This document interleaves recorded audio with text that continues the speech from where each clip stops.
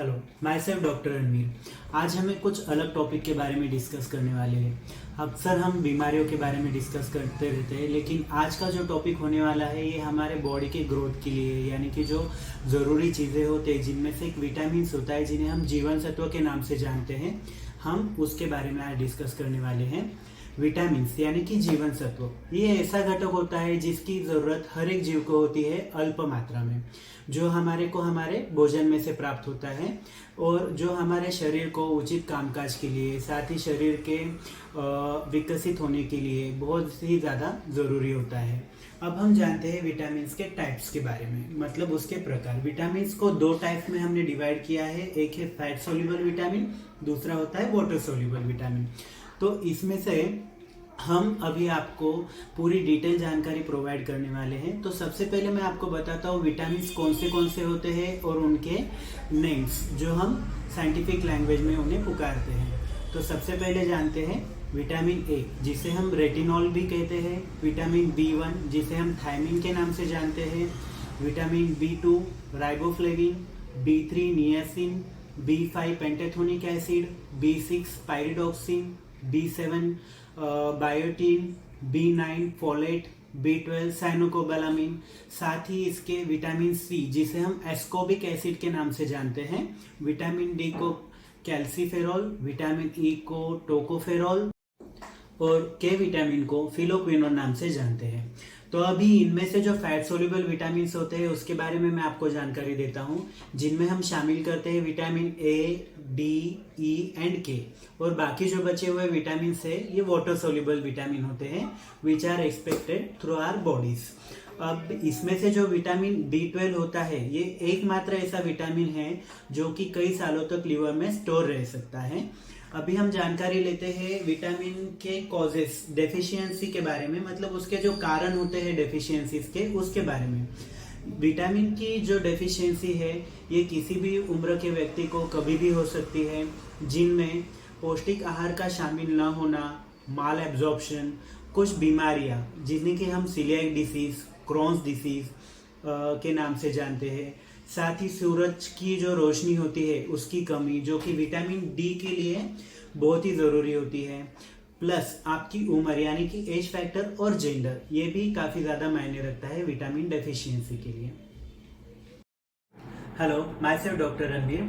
आज हम डिस्कस करने वाले हैं विटामिन B9 के बारे में। लास्ट वीडियो में मैंने आपसे सवाल पूछा था कि इसका दूसरा नाम क्या होता है। तो विटामिन B9 को हम फोलेट के नाम से भी जानते हैं। जिन्होंने भी सही जवाब दिया है उन्हें मेनी कॉन्ग्रेचुलेशंस। तो चलिए स्टार्ट करते हैं हमारा टॉपिक। तो सबसे पहले हम जानकारी लेते हैं विटामिन B9 के इम्पोर्टेंस के बारे में। सबसे पहले विटामिन B9 B12 विटामिन के साथ में मिलकर हमारे बॉडी में जो रेड ब्लड सेल्स होते हैं इन्हें बनाने में मदद करता है। साथ ही डीएनए के उत्पादन के लिए भी बहुत ज्यादा जरूरी होता है। गर्भावस्था के दौरान यानी कि प्रेगनेंसी के दौरान और प्रेगनेंसी के बाद में भी बहुत ज्यादा जरूरी होता है। अगर आप इसका योग्य मात्रा में कंजम्पशन करते हो तो आपके होने वाले बेबीज यानी कि बच्चे को आप गंभीर बीमारियों से बचा सकते हो, जैसे कि न्यूरल ट्यूब डिफेक्ट, जिसमें आती है स्पाइना बाइफिडा जैसी गंभीर बीमारियां। तो चलिए अब जानकारी लेते हैं कि हमारे बॉडी में इसकी डेफिशिएंसी आखिर कैसे होती है। सबसे पहले आहार में इसका सेवन कम करना, दूसरा कोई बीमारियां जैसे कि सीलियाक डिसीज जहाँ पे एब्जॉर्प्शन इसका प्रॉपरली ठीक से नहीं हो पाता है, अल्कोहल यानी कि शराब का बहुत ज़्यादा सेवन करना, उसके साथ साथ हिमोलाइटिक एनीमिया, प्लस किडनी से रिलेटेड जो बीमारियां होते हैं जिसके लिए हम डायलिसिस यूज करते हैं, उसमें भी विटामिन B9 की कमी हमें नजर आती है। तो अभी हम इसके सिम्टम्स यानी कि लक्षणों के बारे में जानकारी लेते हैं। कुछ मेन सिम्टम्स लाइक ग्लोसाइटिस इसमें नजर आता है, बार बार हमारे जीभ पर, जुबान पर सूजन आ जाना, एंगुलर स्टोमेटाइटिस यानी कि हमारे जो ये ओठ होते हैं ये सूखे या लाल पड़ जाते हैं, मुंह में कॉन्टिन्यूसली बहुत रिपीटेडली छाले आना, प्लस चिड़चिड़ापन, नींद ना आना, ज्यादा ठीक से प्रॉपरली नींद नहीं होना, कॉग्निटिव डिक्लाइन, प्लस डायरिया जैसी बीमारियां भी इसमें हो सकती है।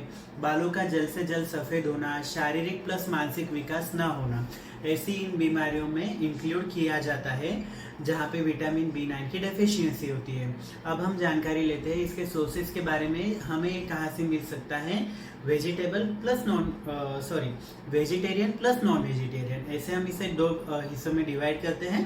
वेजिटेरियन सोर्सेज में आप इंक्लूड कर सकते हो शतावरी, ब्रोकोली, चकुंदर, प्लस सूखी जो फलियां होती है वहाँ पे हरे पत्तीदार सब्जियां, साथ ही मटर, उसके साथ साथ मसूर, चावल, संतरा, और जो मूंगफली हमारी होती है उसका जो मक्खन होता है ना, वहाँ पे भी ये रिच सोर्स होता है विटामिन B9 का।